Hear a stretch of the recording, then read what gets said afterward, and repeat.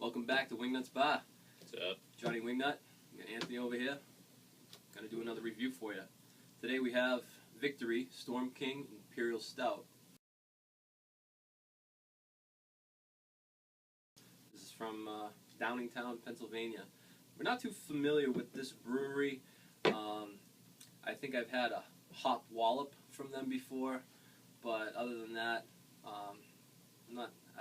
I wouldn't consider myself well versed in the Victory. I've never had anything from Victory, actually at all. So this will be my first time even having this. I've never had this one, so I don't know. Have you had this one? Never had this one. Another first timer here. Yeah. So it is a stout. I am a big fan of the stouts. Say the word. Let's do it. Let's crack her open.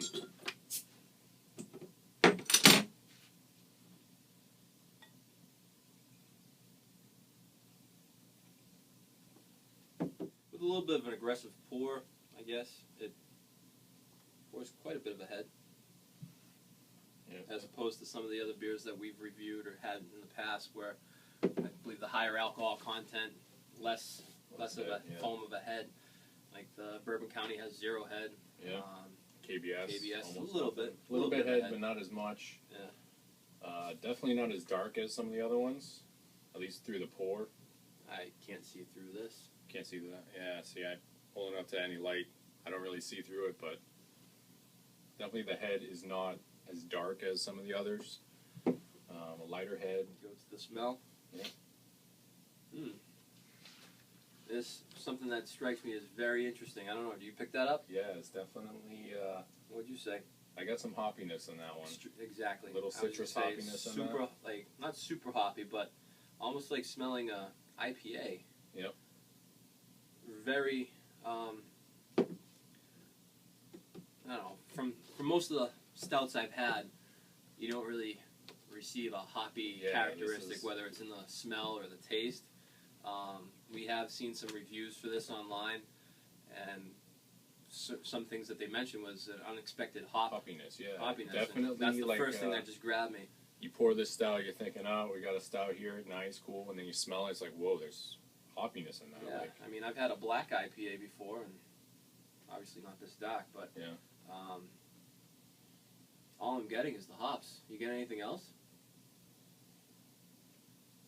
I'm getting maybe a little chocolate. Yeah, majority of hops, little bit of chocolate on the back end, but that's about it. The hops kind of dominate this one. Why don't we just dive right in? Sounds like a plan. Cheers. Cheers.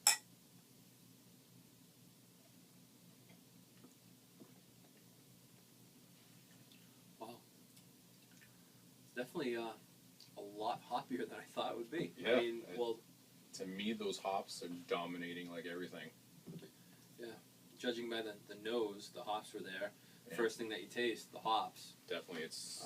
I'm going to taste it again, see if I can get something Yeah. else.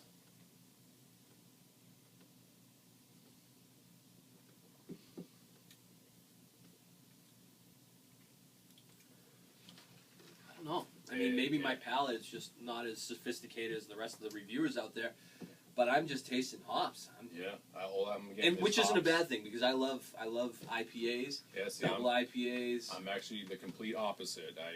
Hoppiness is like just kind of kills it for me. It's like I'd rather just eat a grapefruit. That's what I want. But I mean, this isn't like overpowering hoppy.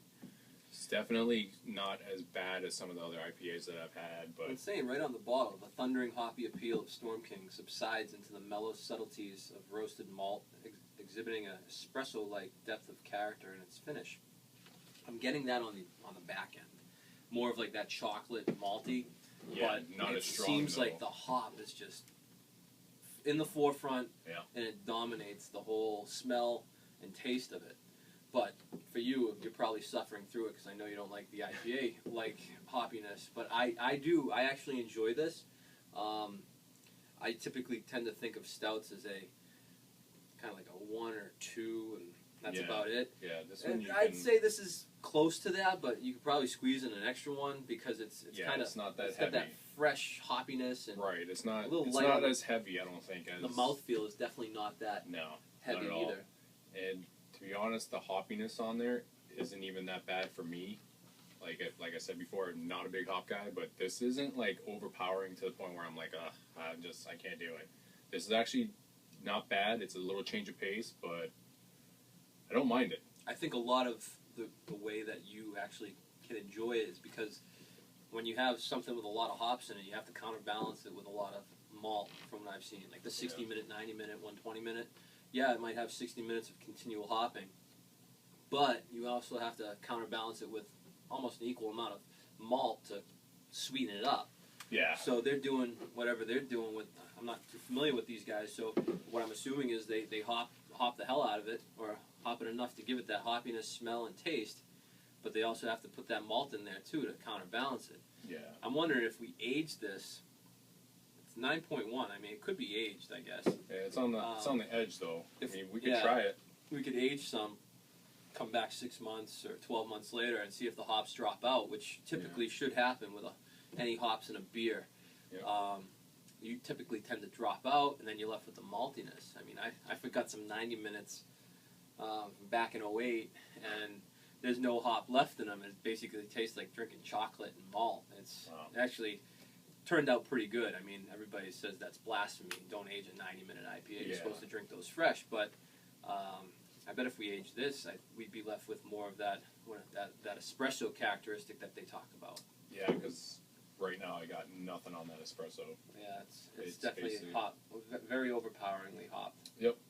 Which my opinion, not a bad thing. Yeah. What would you give it for an overall out of 10? Overall, I'm probably going to go with a 5. I'm not going to be looking out for it. It's not like my favorite. Definitely not the worst. I could probably sit and drink a couple, but I'd have to be craving it. I'd give it a little bit higher. I'd probably go closer to 7, maybe 6.75, like 7.